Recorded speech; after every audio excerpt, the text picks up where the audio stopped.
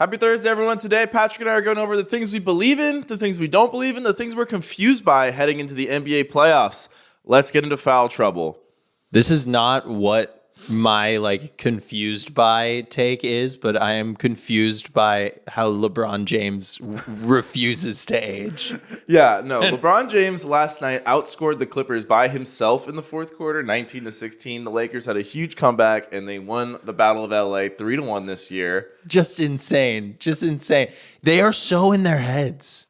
Like Patrick, the Lakers. Is this a cold take, a hot take? The two best players in Los Angeles both play on the Lakers. I mean, at least when they're playing each other, I'll take it as a hot take. Against other teams, I think the answer might be a little different. There might be a Kawhi Leonard in that conversation. But yeah, Jesus, I don't know what it is. LeBron just can still turn it on. Yeah, it just feels like when LeBron wants to, he's the best player between these two teams. And man, I don't know. The way Anthony Davis has been playing all year, it's kind of hard to argue that too. I mean, he can just control a game still, which is just something that probably 10, 15 players in the league can really do at all. And LeBron can do it at will. 40. At will. At will. It's absolutely crazy. Yeah, and we were talking about it before the show. My heart just breaks when I see just the crowd going nuts at a Clippers home game and when the Lakers are winning. Just that last three from LeBron was... I just don't think that's ever going to change for the Clippers, even in their new stadium, because their new stadium is where the Lakers' old stadium was. It's in the heart of Lakerland. Kareem Drive is right there. It's literally right there. Yeah, no, it's not going to change. And it's probably going to be cheaper. And there isn't that socioeconomic divide between Lakers fans and Clippers fans. As I feel like some people might assume there is, and it's just not true. Everyone that is from LA and that aren't from LA are Lakers fans, and pretty much no one is a Clippers fan. Yeah. Well, Min Staples. Steve Ballmer. There you go. Clipper Daryl. We're starting a fan base. Yeah, there's a couple people there. Clipper Daryl is going to lose a little bit of his shine in the Clipper wall because everyone has to wear Clipper gear there. Yeah. So he won't be as special as he once was. All right. Should we get to the things that we believe in, we don't believe in, and we are confused by? Why don't we get into that, James? James, do you want to start it off? Which one is your favorite stat of the group? The team that I'm confused by. Okay, let's do it. And the team that I'm confused by is my Miami Heat, who are 5th in the East. They're 33-25. They're 8-2 in their last 10. Before their last 10, they were kind of riding a 7-game losing streak. So right there, Jekyll and Hyde.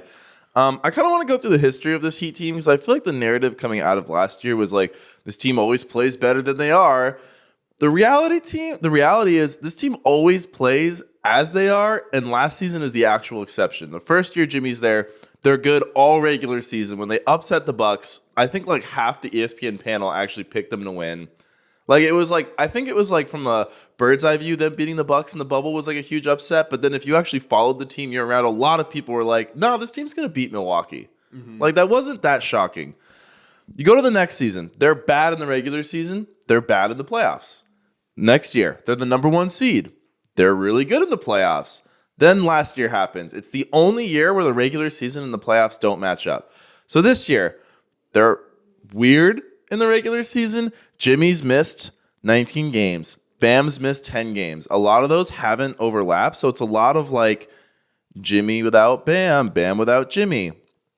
They're 8th in defense, 20th in offense. Last year, they're 25th in offense, 7th in defense. So arguably, they're better this year from a profile, standpoint. I think if you go up and down the roster, I think you can argue it's actually better now because Gabe Vincent wasn't that good in the regular season last year. Rozier, better than Lowry. Josh Richardson, arguably more defensive upside and rim pressure than Strus. I think you go up and down the roster, it's kind of better this year. Yeah, I think in spots it's better, and in specific I don't know, roles, they're better. Like, obviously, Rozier is so much of a better offensive player than Kyle Lowry is. He can't do exactly what Kyle Lowry can do on the defensive end, but, I mean, there's trade-offs there. It's not like you're taking an L on both sides. But this is where the Heat confused me, because I'm looking at it. Looks like, right now they're 5. They'd be playing the Knicks. The Knicks are injured. The Knicks are kind of a recovering from injury team. Feels like if the Knicks don't get really healthy, that's an easy round 1 win for this Heat team, especially if they get home court and play them in the 4-5. It's like now we've got, so this is a weird thing with this team. This team is last in their shot profile. So basically what that means is based off the shots this team takes, you would expect them to be the worst offense. They don't take a ton of shots at the rim. They're not taking enough threes. They're taking a lot of mid-range shots. But they're 19th in effective field goal percentage. So there's this huge gap between their shot quality and their shot making. They're 5th in free throw rate, so they're getting the 5th most free throws. And they're 4th in free throw rate allowed, so they're barely allowing any free throws. So it's like they're still doing all the little Heat things that kind of like make help the Heat win games. It's another season where their net rating, so the amount they're outscoring the other team by 100 possessions, is like not correlated with their winning amount at all. They're winning more games than they're supposed to. Are we headed for another regular season and like surprise postseason run, or are we headed for another you were okay in the regular season and you were okay in the postseason run? Yeah, I mean, it would. So you would pick them in a series against the Knicks? This injured version. Okay. This injured, riddled version of the Knicks. Oh, how many players have to get back before you pick the Knicks in that series? Well, it's not just getting back. It's like if Randall's going to, like, I think the Knicks could be worse off if Randall comes back and he's not 100%. Okay. Yeah. That's the other factor when players come back is like, if you force them in there too early, is that actually going to hurt you more than it's going to help you? Yeah. I mean, going back to the Heat, I just feel like you've been talking about it for weeks. It comes down to, like, is Jimmy Butler going to turn back into the super high usage, super high efficiency guy that's taking a lot of shots throughout the playoffs? Because if he isn't that guy, I just don't think, even though they play the way they play, their ability not to foul, their ability to put up relatively good shots, it makes the like room for error pretty large for the Heat. But this is a different team. This has a lot of different, like, just from a physical standpoint, their defensive personnel, I think, has taken a large step down this season. So it's not the kind of thing where you can just like feel amazing about falling back onto just the defensive backbone. They have that defensive backbone. Bam is always there. Jimmy is always there. This is a 1 year older Jimmy. Sometimes that makes a huge difference. Well, we've seen it because we've talked about it in other pods, but like some of Jimmy's numbers, like the self-creation's down a little bit. Like a lot of the numbers that suggest like, athletic prime have really dipped with Jimmy. Mm-hmm. Yeah, it reminds me of kind of like the year after the Kobe Lakers won their last championship. They were still a pretty good team, and Kobe obviously was still an elite player, but he had taken that little bit step down from like world beater, number one on a championship team, which like I don't think Jimmy was quite there, but I think they were kind of playing in the same like pool. And I don't know. Yeah, it's a super confusing. Yeah, like if you told team. me, like again, if you told me this team lost in the first round to the Knicks and the Knicks, got healthy or healthy-ish, and like it's a really physical series and the Knicks grinded it out, I don't think I'd be shocked. If you told me this team won the Eastern Conference, I honestly don't think I'd be shocked. I would be shocked if they won the Eastern Conference again. At this point, I would be shocked, but I hear what you're saying. If they had a lot of success in the playoffs, I wouldn't be super surprised because like we've been saying this entire year, there is no rhyme or reason to this Heat group. Like following an 0-7 stretch with an 8-2 stretch is crazy. Oh, and what I forgot to mention, and this is kind of the crux of my like this team is really confusing because I talked about like Jimmy's games missed, Bam's games missed. Like I didn't talk about Hero, but Hero's missed a lot of games. They all played during that 7-game losing streak. Yeah. See, that's why this team is weird. Like, that's why they're weird. It's like, well, they missed all these games. It's like, but they were all playing together when they lost. So I don't know how to feel about that. So what is your confusing team? My confusing team actually flows perfectly into this is the New York Knicks. Obviously, the New York Knicks have had super high highs. I think the Knicks hired like the best season PR agent there could possibly be. They've gotten so much just like great publicity over the last 3 months of we're a championship contender now, blah, blah, blah. And I've said that before. I think they could be in that place, but right now they are just so injured. For anyone that's not paying attention to the Knicks right now, OG Anunoby, we're looking at he might be back in like mid-March. That's right now the going theory. Mitchell Robinson was seen recently walking around without a boot on. That's kind of what Knicks Twitter is holding on to there. Jalen Brunson has been out the last couple of games. Isaiah Hartenstein has had Achilles tendinopathy, and now he's like just about, he might play in today's game. And then who else did I not bring up? And then Julius Randle, of course, he had the dislocated shoulder.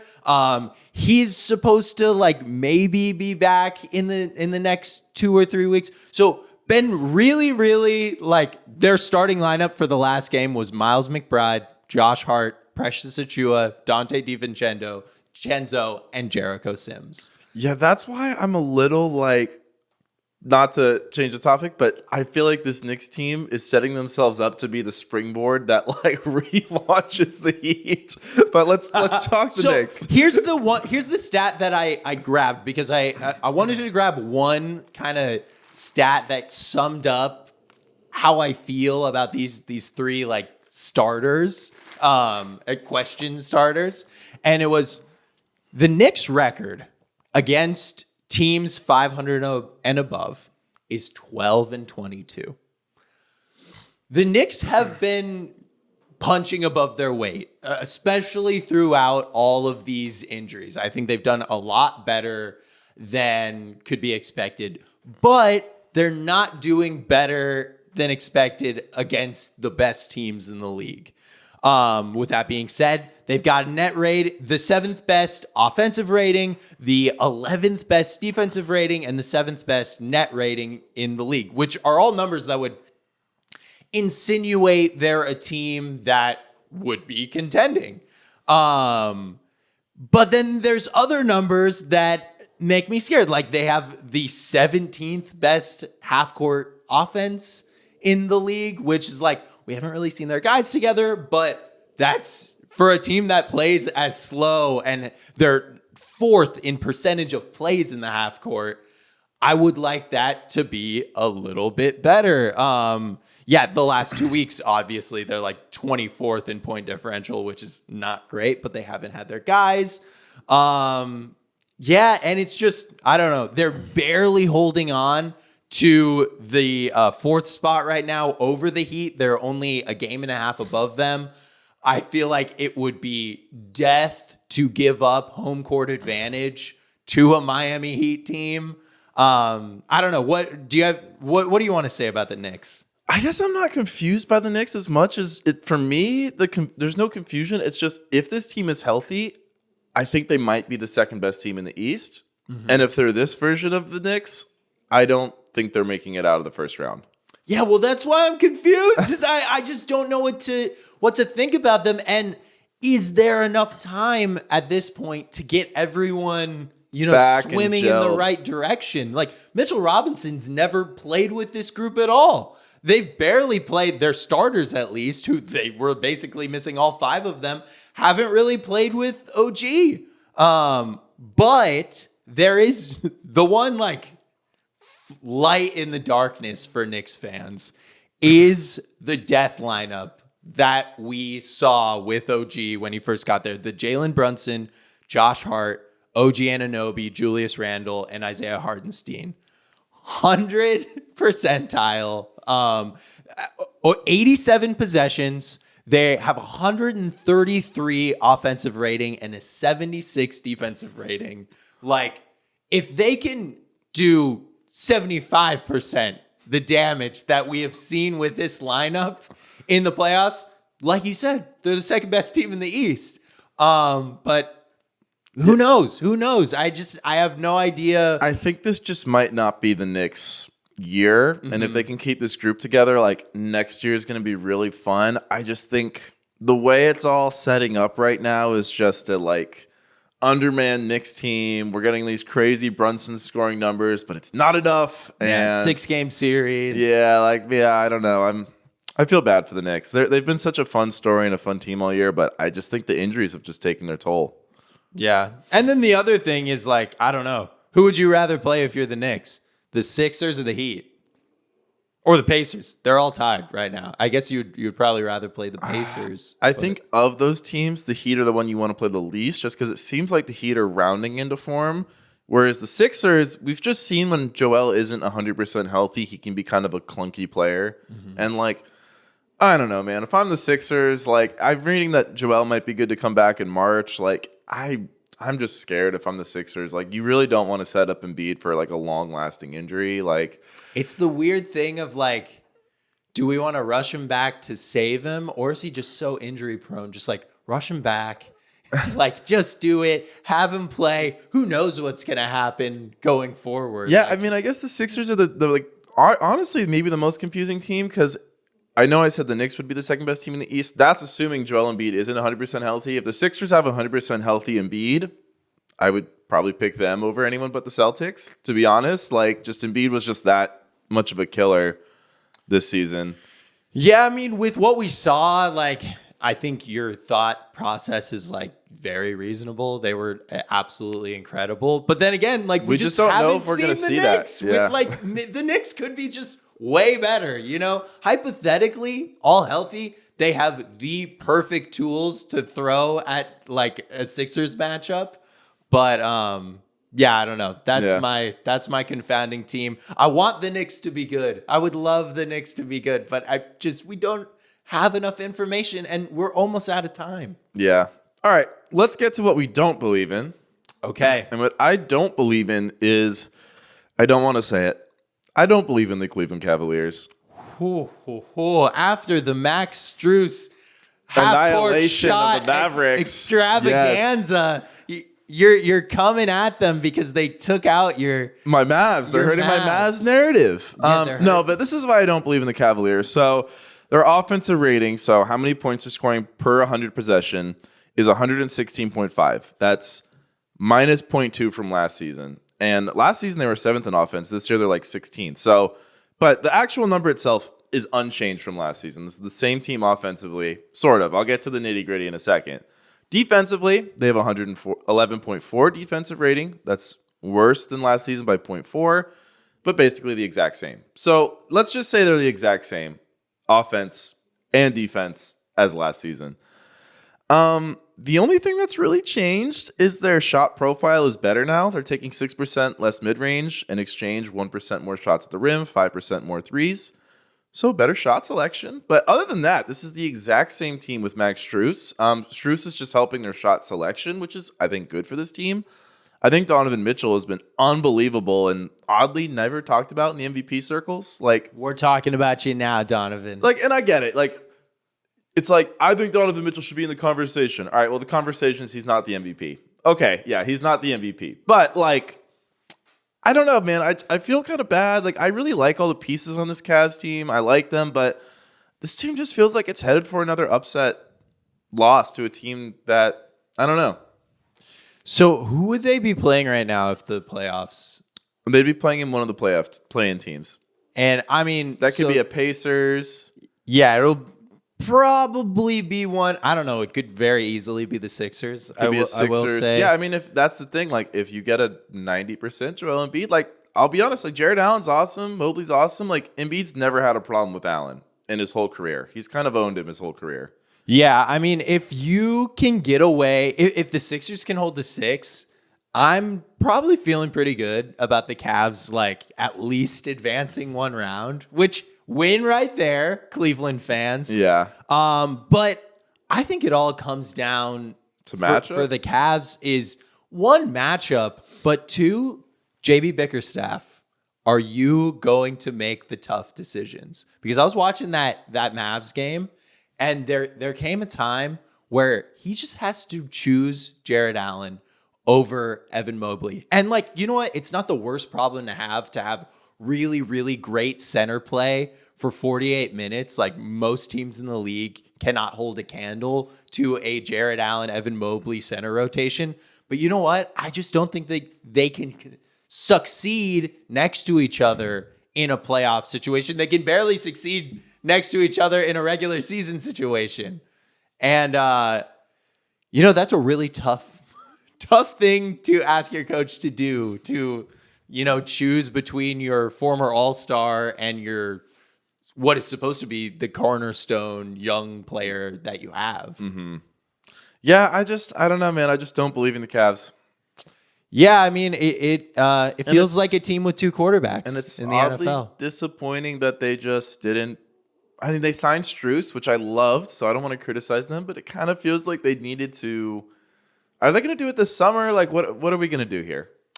Because I'm higher on the Garland-Mitchell backcourt. I just don't love the front court pairing. And, like, they're both too good for one of them to be relegated to the bench for a whole regular season. So, like... Yeah, I mean, for me, you try to cash in on Evan Mobley. I think he has so much more value on the open market than Jared Allen. Sure, like, he could end up being just an absolute world beater, but you're going to get something really, really good. You could make the fit work between your stars. And you have to realize your number one guy is Donovan Mitchell. Yeah, like, that's it. Like, yeah. And when you get a guy like Donovan Mitchell, you got to build around him. Yeah, that's kind of what we talked about with the Cavs. Like, I feel like months ago was like, I feel like the whole narrative of this team is like, is Mitchell making the other guys better? And it's like, why are we not focusing on, are the other guys making Mitchell better? Because Mitchell's the star of the show. Yeah, they make it so much more difficult. I think Mitchell can be the 1A guy on a title team if there's a really good team around him. Yeah, I mean... I don't know if a two guard can be the best player on a title team in general. I think he can at least be the best scorer on a title team. Yeah, I'll give you that. Yeah. And that's coming from a Suns fan.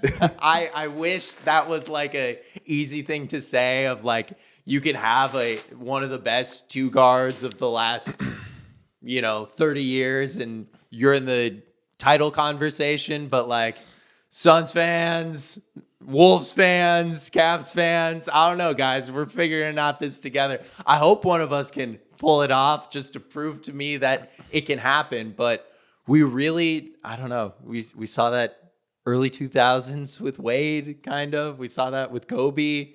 You need to have the good big. Yeah, that and can you have to have pressure. an elite big. Yeah, and I think that's what's nice about this Cavs team is either one of the bigs they could stick with and go with full time going forward. So, like, I think Cleveland has the bones to be a really good team going forward, but I just don't like this double big iteration. It's the same team as last year. I mean, if they win around, cool, but I mean...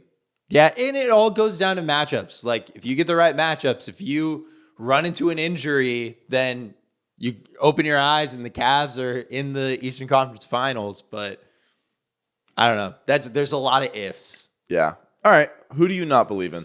All right. There's a team with a net rating of 4.4.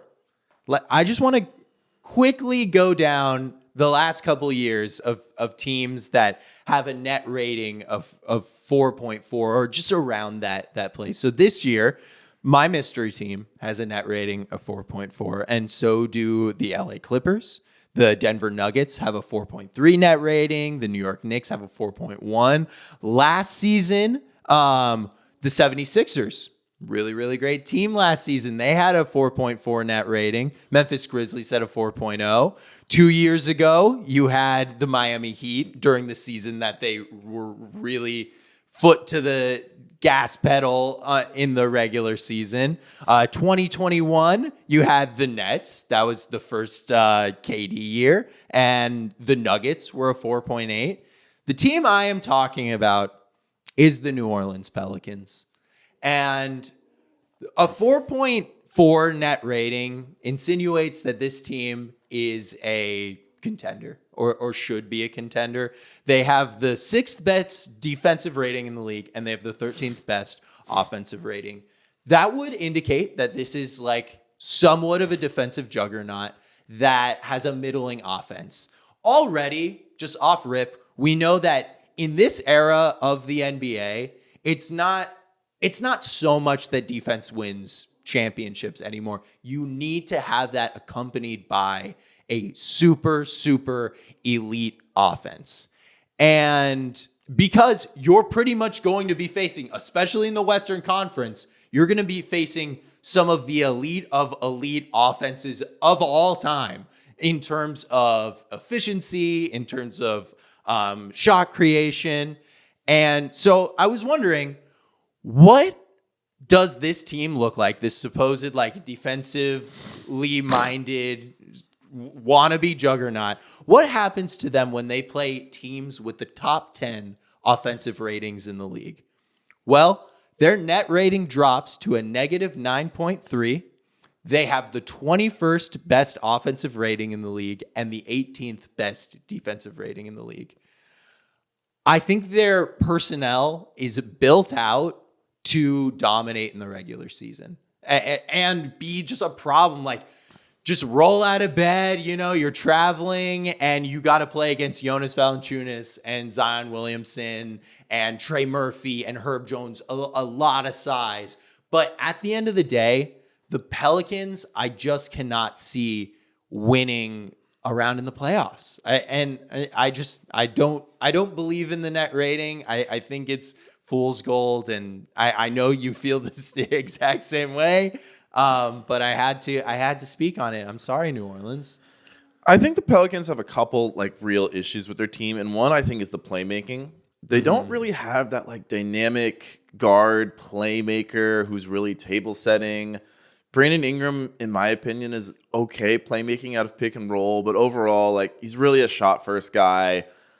This team really kind of like, you see it when they play big teams like the Lakers. They're like, oh, wow, this team's kind of big. All right, I guess our advantage is gone. We kind of give up. Like, but then they'll play a team like the Kings, a little smaller, and they'll just beat up on them with their size. And I think part of that is the Pelicans have good height across the board, but they don't have good weight.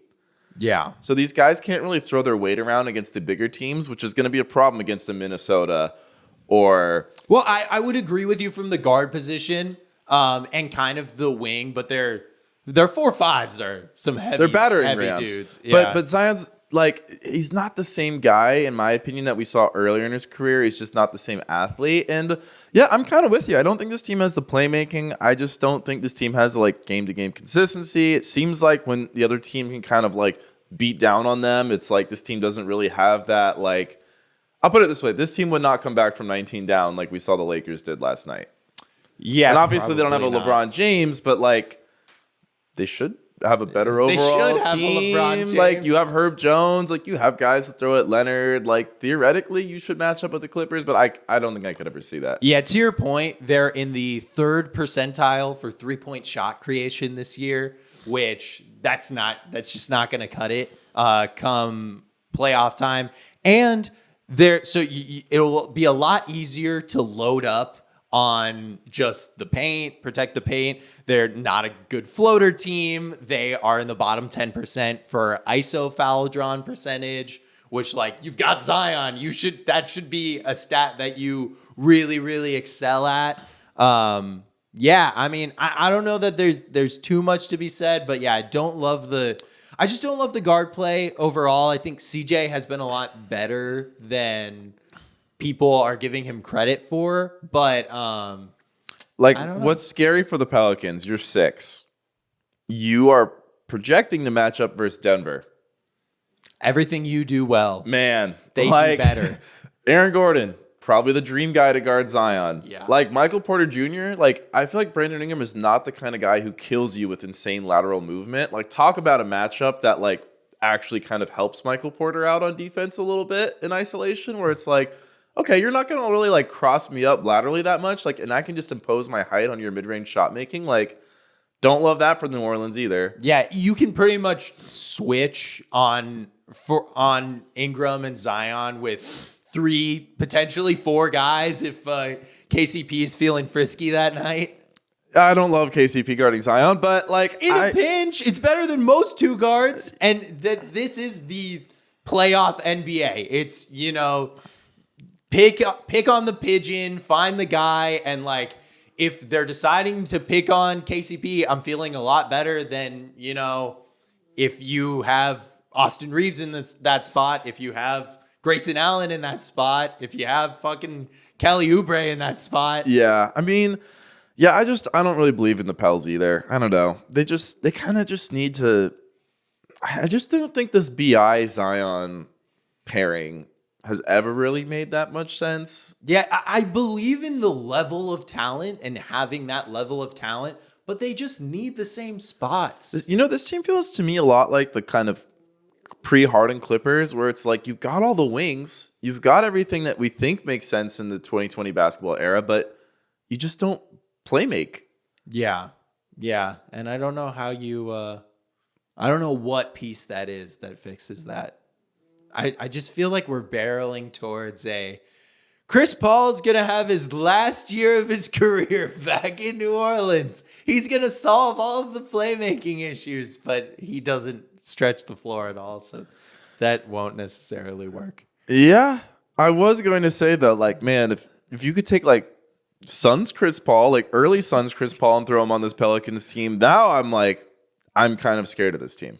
I mean, yeah, but if you don't can have take a first-team All-NBA point guard, if you can put a Hall of Fame point guard on this team, yeah, no, I really don't like that they're headed toward a Nuggets matchup. I think them versus the Clippers could be kind of a fun, like maybe thing if the Pelicans can really like tighten up on the defensive end, but like. Or them versus the Thunder could be fun, as we talked about earlier this week. If like, because we both kind of said like, I think we both definitely would pick the Thunder, but if the Pelicans found a way to hoe and hum at full cylinders, like maybe that could be a fun series that they win. Series, definitely. Really don't like them versus the T-Wolves if that's the matchup. Yeah, you lose all of the, all the stuff you got going for you if you're going against a team like the T-Wolves. But I will say, like, I think they're going to be able to continue to rattle off wins in the regular season. I think there's a good chance that they could end up in the top 6 just because they're so deep as far as like playable regular season NBA players that it's just like, it's easier to kind of like fake wins, especially later in the season. I think between the Suns, Pels, and Mavs, like all 3 of these teams just desperately don't want to be in the play-in. This might be the worst. Just like, cool, you're going to draw probably the Lakers or the Warriors.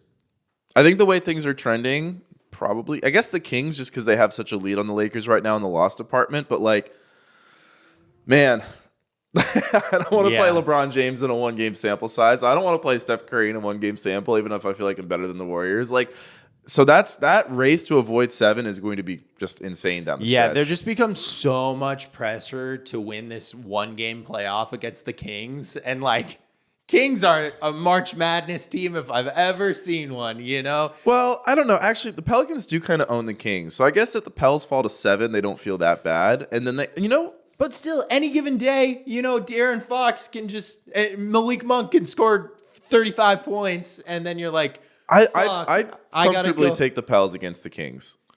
Hypothetically, yes. I'm just saying it's a 1 game. Yeah, it is a 1 game. If it's a 7-game series, of course, 99% of the time, the best team wins. But yeah, I don't want any part in the play-in. I don't want any part in the play-in at all. All right, something I believe in. The Timberwolves defense holding up in the playoffs. So the Timberwolves are Matt, you got Max fist pumping over there. Let's go. So my initial hypothesis was that I wanted to see what happened to number 1 defenses when they entered the playoffs. How much does it sustain? So right now, the Timberwolves are 3.4 points better than second place in defensive rating. So this is kind of a big gap between them and second place. Like, this is the second biggest gap in the last 5 years. So last year, the 23 Cavs, number 1 defense, they dropped to the number 2 defense, and the Cavs were barely the best defense in the league, so they lost in the first round. Number 2022. The Celtics were number 1. They dropped to number 2. They lost in the finals. They were pretty good defensively throughout. The 20 Bucks were number 1. They went to number 3. They were plus 2.2 over second place. This is the Bucks team that lost to the Heat. This is the team. This is the Rudy Gobert Jazz in 2021. Were number 1 in the regular season. They were plus 4.6 better than second place. So this was by far the best regular season defense in 2021. Patrick, they dropped to 13th in the playoffs. Wow. They were worse than all but 3 teams defensively. What was that run for the Jazz? Who did they They play? beat, I forgot who they beat in the first round, but then they lost to the Clippers in the second. Oh, they beat Memphis in the first round in a series where Memphis is scoring around 111 points a game. And then in the second round, they're allowing like 120 points a game to a Clippers team that, if I recall correctly, Kawhi's injured. So it's basically Paul George running wild. Yeah. So Yeah. I do personally believe that Gobert's defense can be. Oh, wait, no. It couldn't. What year? 21. Oh, Yeah, okay, yeah. okay, yeah. I do personally believe sometimes Gobert's defense is a little overstated. I think against some of the best guards, they really have their way against him. In some of like the Thunder games, Shea's craftiness really just lets him score over Gobert, even when they're like kind of down low. Like we've seen Gobert fall for pass fakes a lot. Like I think sometimes Gobert is a little overrated on defense in terms of when you're playing the best playmakers, the most crafty playmakers. When it's a schemable situation. When it's schemable, when you're playing teams that can drag him out of the paint, he loses a lot of value on defense. So I think as the Timberwolves, you're a little worried. Like the history of the Gobert defenses is they're super good in the regular season and they kind of don't always hold up in the playoffs. Like that's just kind of what happens. But this team is different than those Jazz teams in that there are so much more length. There's another big on the floor. And 2 of the wings, and Nickeil Alexander-Walker is also kind of proving himself to be a pretty problem. He's a pretty good defender too. Like this team is insulating Gobert with such good wing isolation scoring. I don't know if this team is going to just be this demonstratively better defensive team when the number 2 when the playoffs come, but I do think they're going to hold up just like these other the 23 Cavs, the 22 Celtics, and the 20 Bucks. I think they're going to hold up just like that, where if they finish the playoffs like 1 or 2 or 3, wouldn't be surprised. If they drop to like 10th, like those Jazz teams, I'd be pretty surprised. Yeah, I mean, I think you put out a really, really great argument there. And like there's nothing not to believe in for this Timberwolves team. Their playoff games are just going to be such rock fights. Just like all over the place, especially against these teams that they'll probably end up going against either the Lakers and the Warriors in the first round. And it's just going to be absolute war of attritions because we know how the Lakers offense can be at times. We know how the Warriors offense can be at times, but oh my God, it'll just be so much fun. Max, after last night's Lakers game, how are we feeling in the 1-8? I mean, it's just the LeBron factor, man. It's just like you guys were saying before, it's like there's no rhyme, or no, you're saying there's no rhyme or reason for the Heat, but also the Lakers. The Lakers are also just that weird, like LeBron he drinks the secret sauce, the Space Jam juice, and just goes crazy. The thing I'd be scared about for a Lakers matchup is there's like so many guys that Ant could pick on the Lakers roster. I'd be scared that Ant's just going to go into this like tunnel vision mode where he's just like so concerned with picking on Austin Reeves that it's like, it's actually not that effective anymore. Yeah. And honestly, I could just see like a game 6 or 7 playing out exactly like last night's game against the Clippers, where the Clippers are a better team and they play better than the Lakers for 3.5 quarters. And then LeBron just turns on the win sauce. Just snaps. Yeah. Yeah. I guess so. Of the Warriors and the Lakers, who would you rather play in terms of just like, I think we're going to win that series for sure? I think probably I'd rather take the Warriors. Mm-hmm. I think so too. If I was a T-Wolves fan, yeah. I would. Yeah, I guess for the style, but yeah. I don't It's know. pretty close. Yeah. The Warriors My have been worry playing is a just lot with the better. Lakers for the Wolves, and I don't think the Wolves would struggle to contain the Lakers' offense. I think my worry is that every game is going to be like a 95-98 rock fight, and when you're playing these like low-scoring games, I feel like the variance of like whichever team could win could happen. So it's kind of like rolling the dice 7 times. Yeah. Yeah, I mean, I guess also the one kind of role that they don't have like the perfect person to defend against is like a super off ball shoot, like running around Steph Curry kind of guy. Like, I guess you have Nikhil Alexander Walker, but like you're going to be wanting to play a Mike Conley a lot more in a series like that. But I totally get what you're saying, and I think that's valid as well. Conley is like weirdly a huge factor in this too. Like if he doesn't play well, we just really lose a lot of We didn't talk about the odds. extension for Conley. Yeah. I do like that extension. Like I do think he is a great presence on the team. But Father Time. But Father Time, Comes he at doesn't you mess fast. around. Yeah. It's very Chris Paul's extension with the Suns coded of like, Yeah. you've done so much for us. We're the number 1 seed. I do feel like the Suns were leaning on Chris Paul in a way that the Wolves don't. Lean Absolutely, on, absolutely. Conley, though. So yeah. Yeah, that's the thing that scares me. Well, Pelicans. Pelicans. Timberwolves. Oh, we were talking about the Timberwolves defense. Yes. We've circled the wagons. All right, Patrick, what do you believe in? Okay, what I believe in?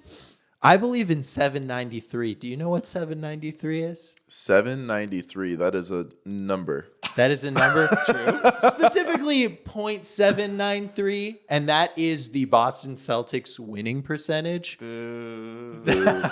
I know. No one wants to celebrate the Boston Celtics, but guys, we are just like, we're seeing one of the best regular seasons of all time from this team right now. This is a top 25 winning percentage of all time and could very, very, very easily jump into the top 20. I think they're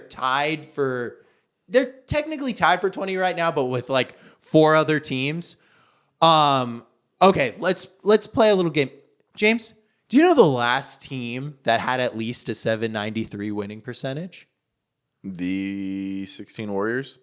The 17-18 Houston Rockets, Okay. which were just like one of the better teams to ever not win a championship. Yep. Then we've got the 16-17 Warriors, the 15-16 Spurs, the 15-16 Warriors, the 14-15 Warriors, the 12-13 Heat, the 08-09 Lakers. Like, these are just like some of the best teams that we have ever had the pleasure of seeing and living while they were playing. Teams that had just a little fun game that I liked to look into. Teams that have had exactly a 793 winning percentage. There have been, other than the Celtics right now, there have been 4 of them.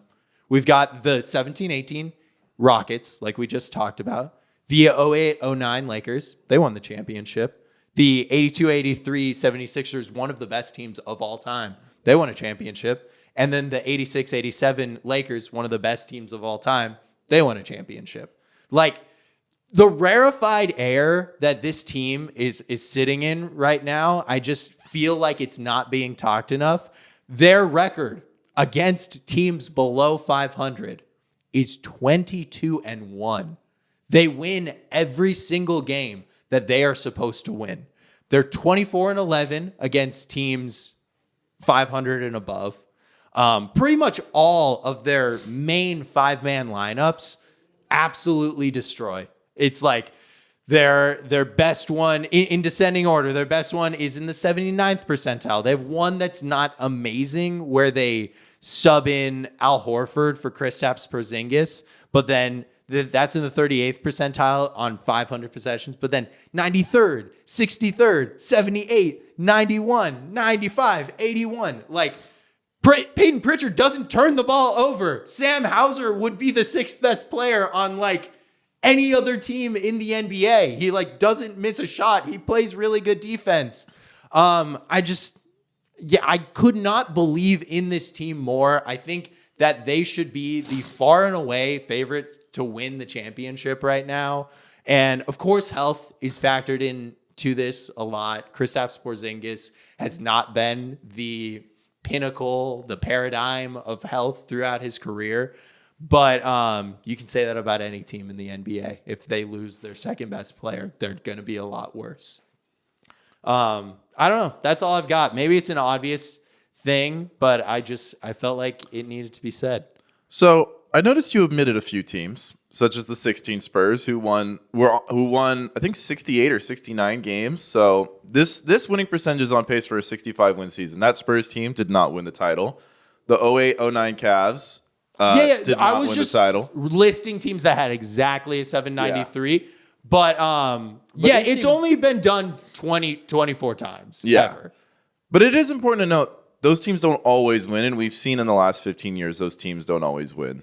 But they win a lot, a very high percentage they do. Of the time. I think the question with the Celtics all season is this team's crunch time offense is a mess. There's just no structure to it, and I think the reason why I don't view them as a runaway favorite despite their dominance is I just don't like what they look like when a game is close with 3 minutes left. I don't like the shot selection. I think this team's too talented to keep rolling the dice with 3-point shots this much. Mm-hmm. And I think you saw it in that Denver game that we actually watched together where it's just like every Celtics possession is like, what are they going to do now? And the players on the court are like, what are we going to do now? And Denver's like, Murray, Jokic, pick and roll. Yeah. And we're going to score every time.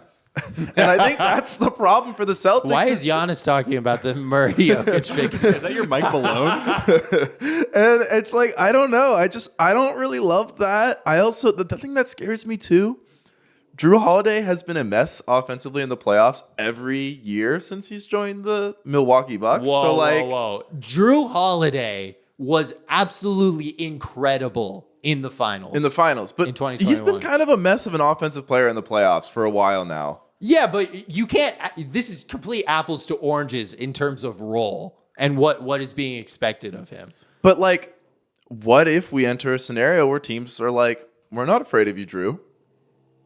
And all of a sudden, the offense looks a little bit worse because there's less flow to it. Yeah, but what caliber of player is usually given that treatment, that challenge, that treatment? A much lower caliber of player than a Drew Holiday.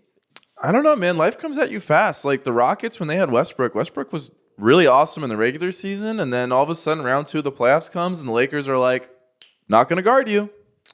Yeah, but also that was like the weirdest scenario ever. They're playing Russell Westbrook at center next to Robert Covington and PJ Tucker. I am with you that this team, I would pick them to win the East right now.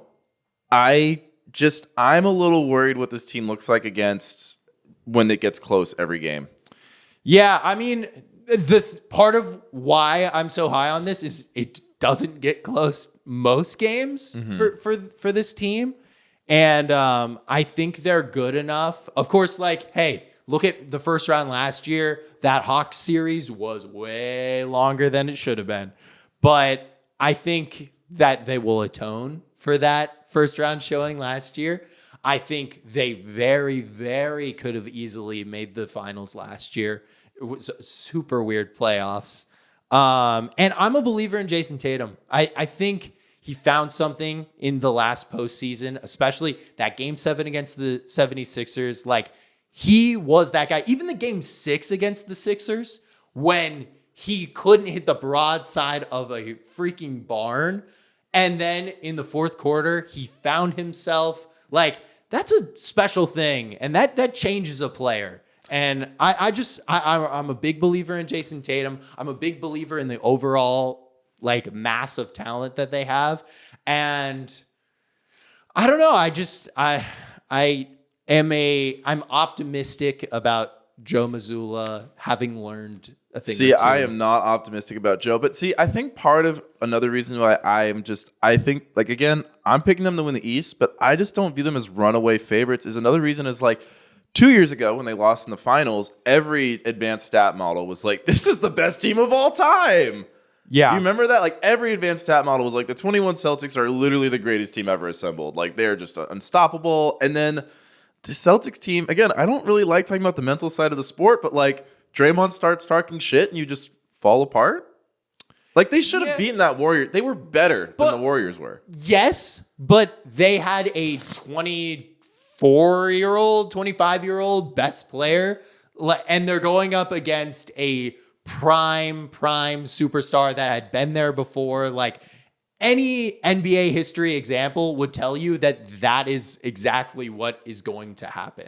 So if you want to get into the like aura of it all, like we can also look at the non kind of tangible, just like historical comps as well. And that would tell you that contrary to what the advanced analytics would suggest, like the right team won that.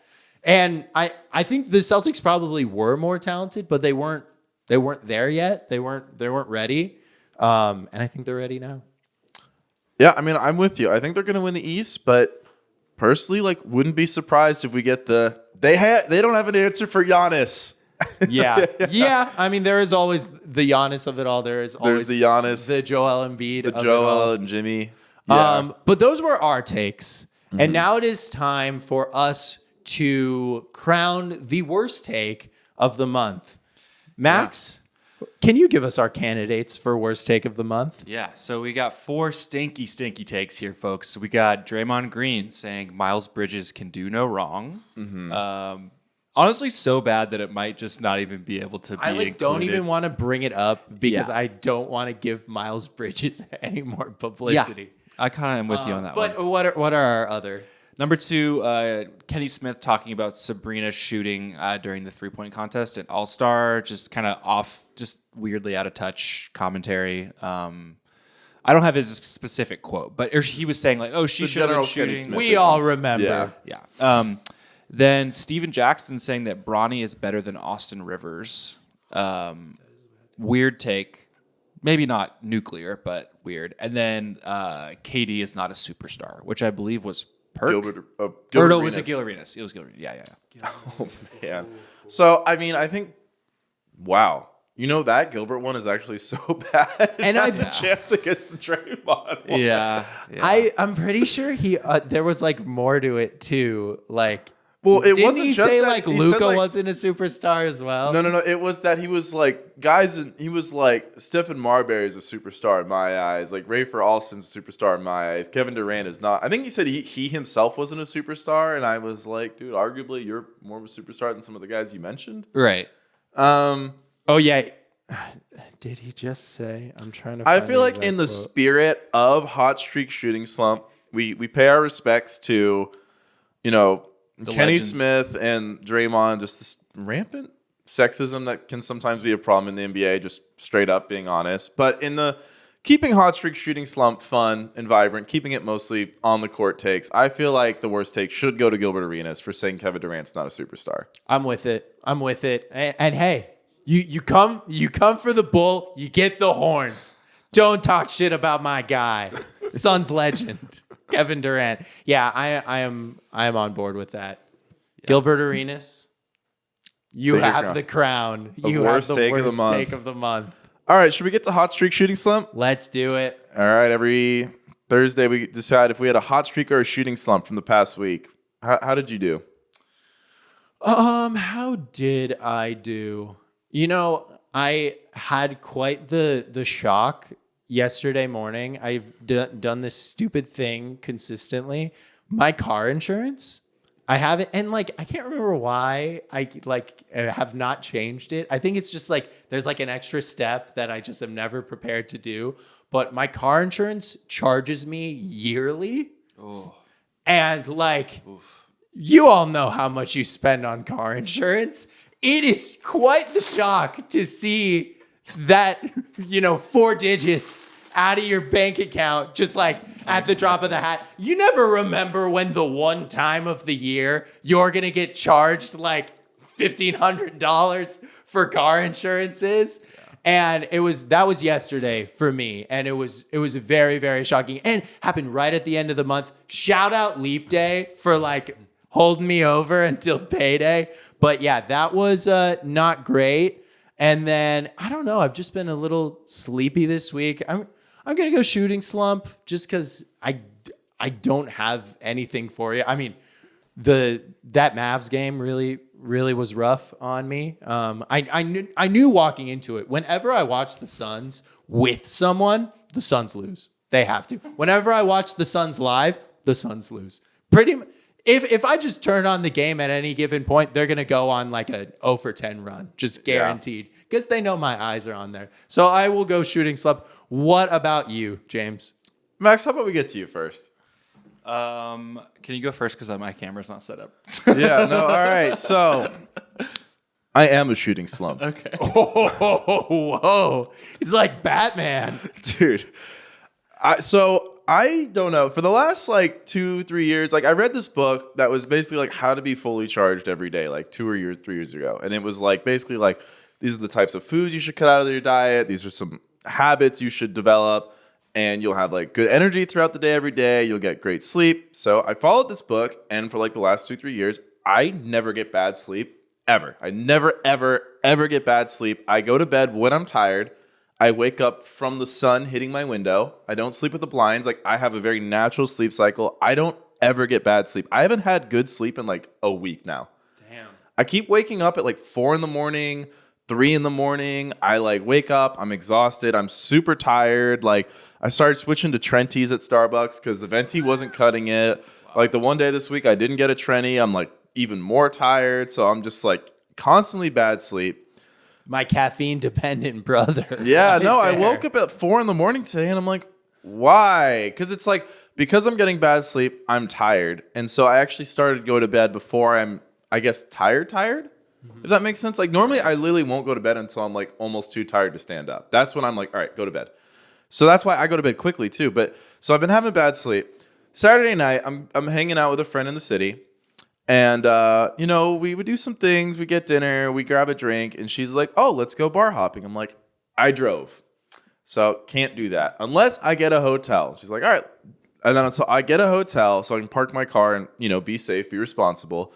That just sucks, man. Like living in the burbs, having to get a hotel in the city, that's not fun. Could not be me. Could not be me. Why didn't I just Uber there? Why do I always It's a long Uber from out here. It's a long Uber from out there. So getting a hotel, paying for a hotel on a whim, not fun. Not fun at all. But responsible. Don't drink and drive, people. Yeah, responsible. Shout out to the guy who recognized me in the lobby at like 3 a.m. Hell yeah. So I'm going out of town this upcoming weekend. My last dog sitter's like out of commission. My other dog sitter's out of town. Like it's always a gamble if my mom will say yes to taking care of my dog. Like there's literally a coin flip if she says yes. So that's like, man, just getting dog sitters is like the most stressful. I hate it. It's just stressful. Having pets is stressful. But this is all leading up to the slumpiest shooting slump of all time for me. That's not good. As you guys know, my sink is being held up by some pieces of wood. Yes, I don't have cabinetry and vibes. So I'm thinking this is going to cost like maybe a couple $1,000 to just fix up with the cabinets in. So the Home Depot guy comes and he's like, he just looks at it and he's like, all right. And I'm like, what do you think? How much is it going to cost? He's like, $10,000. I'm like, $10,000. That's like 10 years of car insurance. Dude, yeah. I'm like, $10,000 to put in 2.5 cabinets? Like, what the fuck? So he's like, well, let me do the quote. Maybe it'll be less. So he's like kind of like measuring everything. And I'm just like, hey, so, when will this get started? He's like, 14-week waiting list. I'm like, 14 weeks? I want to sell this house in 10. I don't want to be in this house anymore. This house is probably nothing but misery, especially this fucking kitchen. Monster house. Yeah, like, fuck this house. So then he gets done with the measurements. He's like, all right, I want to show you something. He shows me this beautiful design, this whole like thing. I'm like, great. How much is it going to cost? $20,000. And I'm like, that's actually 10 years of car insurance. And I'm like, how is it going to cost $20,000 to install new cabinets? And he's like, well, so I've looked at it, and the people who installed your kitchen island first actually did such a terrible job and did it completely wrong that realistically, we have to take up this whole countertop and realistically, the countertop is not going to break easily because Patrick showed me a seam in my countertop I didn't know existed. He told me it didn't matter. He was like, chances are that shit's going to break. And I was like, I was optimistic there. so I'm like, fuck. So he's like, so to you, it seems like you have to just get 3 new cabinets installed. The reality is what you need to do. Well, not what you need to do, but the reality is the work that has to get done is what is considered a full kitchen remodel. And I'm like, my kitchen looks fucking good. I just need a cabinet under the sink. It's like when your bumper falls off and they're like, your car's totaled. Sorry. The thing is, like, nothing he said didn't make sense. Because I'm like, okay, yeah, it makes sense that like the cabinet has to go under, then the sink, then the thing. Because I've learned through almost breaking my sink, you can't just force cabinets under the countertop. So I don't know what to do. I'm not really in a position to just throw 20,000 at this after I've already thrown 12,000 at it. But this is where the shooting slump really heats up. Oh my gosh, we're not done? We're still rolling down the hill? We're still rolling. So I'm looking back because originally what happened was I did the $6,000 demo, and then I got quoted at $15,000 to fix the demo from this company. And so that's $21,000 total, right? So, and my insurance quote only gave me about $12,500 to pay for everything. So I'd be like $8,500, $9,000 in the hole. So I show this quote, this $15,000 quote to literally everybody, and literally everybody tells me that it's fucking insane. It's way too much money. It'd be an idiotic overpay. And so I'm like, okay. I tell them like, no dice. Get the floors put in, that's sick. So the insurance check covered the new floors and the demo. And I'm like, great. I'm going to do like my $3,000 cabinetry and it'll all be good. Nope. If I just bit the bullet and went with that quote, I'd probably save $10,000. And I don't want to blame anyone for my decision because I had the same reaction when I saw the $15,000 quote. Yeah. I was like, that's outrageous. But like, man, I got some bad advice. Yeah. I got some really bad advice. Sometimes if you do it in like the way that seems painful at first, it's going to save you from a lot of pain. Yeah, so I'm going to end up paying like $9,000 more, and I'm just like, dude, I don't even want to live here. Hey, good problem to have. Yeah. No. Good problem to have. Bro, the guy's like, he was like, well, so this $20,000 investment is, expected to raise your home value by $60,000. And I was like, dude, but when I bought the home, the kitchen was brand new. So in reality, the nicer marble is going to raise the home value by like $10,000. Like, and it's going to be a net loss of $20,000. Like, I lose no matter what. Yeah. Yeah, you do. Yeah, you do. Well, God only gives his toughest problems to his toughest soldiers, right? So true, King. That's the phrase. Max, please bring us out of this hole. Patrick has a heart out and needs to go right now. So I will just say very quickly, I am in a shooting streak. I had a great week. I've been going to the gym. I've been picking up other freelance work. I've been working on creative projects. I've been killing it. So sorry again. I'm just winning. Hey, you're there always we go. winning. I love when Max is winning. We need you to be winning so that we can aspire to be somewhere. Yeah. I want you to be winning all the way through the finals and beat the Celtics. Let's go, dude. Hey, I would sign up for that. I know I just said that you have a heart out and need to go, but I want to make one more joke. I feel like Jason Tatum is going to reveal in the finals, he's going to come out with a buzzed head, and he's going to reveal that he secretly has a Kobe tattoo like on the top of his skull. It's like a fucking Professor Quill moment. He like takes off this bandana. The Celtics are going to go up 3-0 versus the Heat, and Jason Tatum's going to post a screenshot of him texting Kobe's old number, and they're going to lose 4 straight. No, more than that, he's going to like make like a deep fake AI video of him talking to the ghost of Kobe and like drop it on his Instagram. They're going to have like a hologram Kobe courtside, and he's just going to be like going over plays with him. All right. Yeah. We got to wrap this up. This was a fun episode. I enjoyed this one. I hope you guys enjoyed it. Hopefully I get onto a hot streak next week. I don't know. I'm going to go quote shopping, but I'm really pessimistic right now. Yeah. Just don't carry it over to next week. All right. Bye, guys.